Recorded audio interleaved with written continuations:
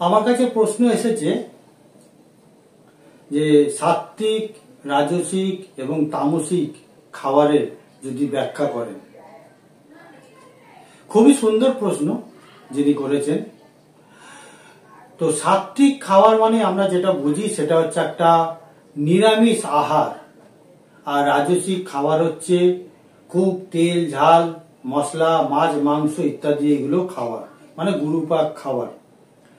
আর তামসিক খাবারকে আমরা বলতে বুঝি যেটা মদ, মাংস ইত্যাদি ইত্যাদি, মানে এইগুলো একেবারেই ভুল ধারণা, একেবারেই আমরা জাস্ট অজ্ঞতা। আমি বলবো যে মানুষ অজ্ঞ ভাব বশত এই কথাগুলো বলে থাকে। আলোচনা শুরু করার আগে আমি আপনাদের কাছে অনুরোধ করব যে আপনারা একটা লাইক করে দেবেন এবং ভিডিওর লিঙ্কটা আপনারা অবশ্যই শেয়ার করে দেবেন, যাতে আমি ভিডিও করতে আনন্দিত হই, মোটিভেট হই, এটা আপনারা একটু সহযোগিতা করবেন এই আশা নিয়ে। তো সাত্ত্বিক খাবার বলতে শাস্ত্রীয় ব্যাখ্যা বলছি, বৈজ্ঞানিক আধারে সাত্ত্বিক আহার হচ্ছে যে খাবারটা হচ্ছে সহজ পাচ্য। সেটা নিরামিষ আহার হতে পারে এবং মাছ, মাংস ইত্যাদি হতে পারে। কোনো খাবারই ভালো না, কোনো খাবারই কিন্তু খারাপ না।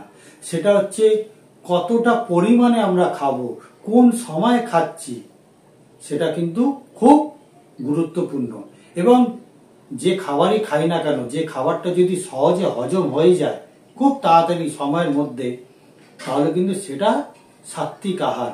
সাত্ত্বিক আহার মানে এটাই না যে নিরামিষ আহার, মানে এটা একেবারেই ভুল ধারণা। আমরা যদি আমিষ আহারকে কম পরিমাণে, যতটা পরিমাণে খাওয়া উচিত সেই পরিমাণে যদি আমরা খাই, তাহলে কিন্তু সেটা সহজে পাচ্য হয়ে যায়।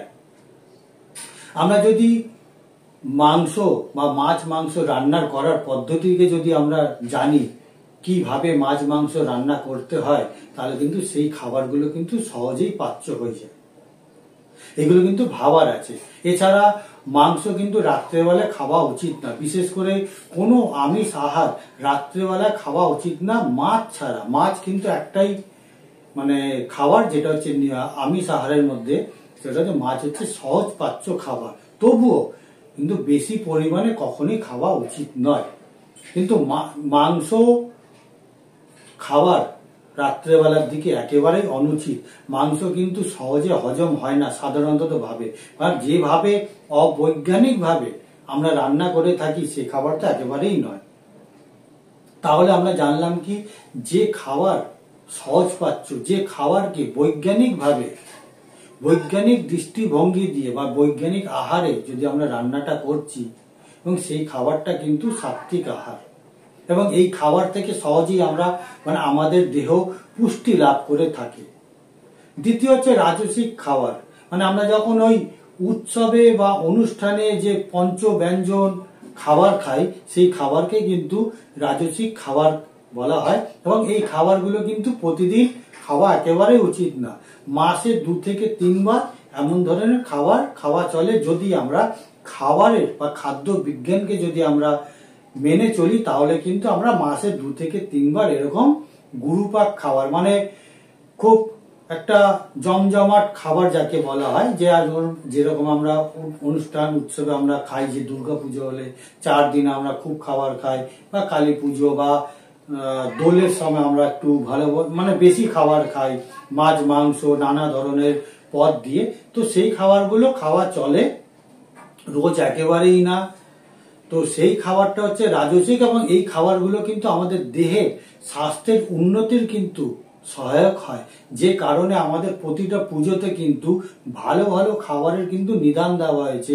কিছু কিছু পুজোতে আবার ওই পাঠা বলি বা অন্যান্য মানে প্রাণীর বলি দেওয়ার নিয়ম হয়েছে, যে কারণে যে আমরা বিভিন্ন ঋতুতে বা বিভিন্ন অনুষ্ঠানে আমরা কিন্তু এরকম রাজসিক খাবার আমরা যাতে খাই, এবং এই খাবার কিন্তু দেহের স্বাস্থ্যের একেবারে সহায়ক। এই খাবারগুলো খাবার একেবারেই খারাপ না, কিন্তু এই খাবারকে যদি আমরা নিয়মিত খাদ্যাভ্যাসে পরিণত করি, তাহলে কিন্তু আমাদের দেহের নানা ধরনের রোগের উৎপত্তি হয়, আমাদের পেটের স্বাস্থ্য হানি হয়, যার ফলে আমাদের দেহের সার্বিক স্বাস্থ্যের হানি হয়। এবং এরপরে আসি আমি তামসিক আহার অর্থাৎ মদ এবং মাংসের আধিক্য খাবার। মদ এবং মাংস সার্বিকভাবে যদি পুষ্টি বিজ্ঞান মতে দেখি কখনোই খারাপ না, যদি আমরা পরিমাণ হিসাবে যদি আমরা খাই। মদ এবং মাংস কিন্তু দেহের স্বাস্থ্যের উন্নতির সহায়ক। যদি মদ এবং মাংস খাবার এতটাই খারাপ হতো তাহলে কিন্তু আমাদের পুরাণ ভারতবর্ষ বা প্রাচীন সভ্যতায় মাংসের খাওয়ার প্রচলন ছিল, মদেরও খাবার প্রচলন ছিল, দেবতারাও মদ খেত এবং মাংস খেত, ঋষিমুনিরাও মদ খেত, মাংস খেতেন। সেটা কিন্তু একেবারে তামসিক খাবার না, কিন্তু খাবারটা যখন একেবারে অতিরিক্ত হয়ে যায় তখন সেটা তামসিক আহারে পরিণত হয়। তামসিক আহার বলতে যে আহারটা কিন্তু আমাদের অসুস্থতার দিকে নিয়ে যায়। এবং তামসিক আহারের আরো একটা সংজ্ঞা রয়েছে, যে খাবারগুলো বাসি, মানে বাসি খাবার, যেমন আজকের দিনে যদি বলি ফ্রিজে রাখা খাবার বা কোম্পানিজাত দীর্ঘদিন ধরে প্যাকেটে রাখা সংরক্ষিত খাবার, এই খাবারগুলো কিন্তু সত্যি সত্যি তামসিক খাবার। এবং আমরা যদি ওই প্যাকেট যে আটাগুলো বিক্রি হয় 10 কিলো 5 কিলো আটা, সেগুলো দীর্ঘদিন ধরে মানে আটাগুলো প্যাকেট হয়ে দোকানে পড়ে থাকে, সেই আটাগুলো 2 মাস 3 মাস পরে আমরা খাই, মানে আমাদের বাড়িতে আমরা কিনে নিয়ে আসি, সেই খাবারগুলো কিন্তু সার্বিকভাবে তামসিক আহার। মানে বাসি খাবার, প্রসেস খাবার এবং যে খাবারগুলোকে আমরা বারে বারে মানে গরম করে খাই, সেই খাবারগুলোই কিন্তু সার্বিকভাবে তামসিক আহারের মধ্যেই পড়ে। তাহলে আমরা কি জানলাম? সাত্ত্বিক, রাজসিক এবং তামসিক সার্বিকভাবে পুষ্টি বিজ্ঞান হিসাবে কিন্তু এইগুলো খাবারগুলো কোনোটাই খারাপ না। এই প্রত্যেকটা খাবার কিন্তু যদি পরিমিত হিসাবে আমরা খাবার খাই, সেগুলো কিন্তু আমাদের দেহের স্বাস্থ্যের সহায়ক। কিন্তু এই খাবারগুলো যদি আমরা খুব বেশি বেশি খাই, বারে বারে খাই এবং বাসি খাবার বা বারে বারে গরম করে খাই, তাহলে কিন্তু এই খাবারগুলো, যে খাবারই খাওয়া হোক না কেন, আমিষ বা নিরামিষ, সব খাবারই কিন্তু দেহের স্বাস্থ্যের জন্য কিন্তু ক্ষতিকর।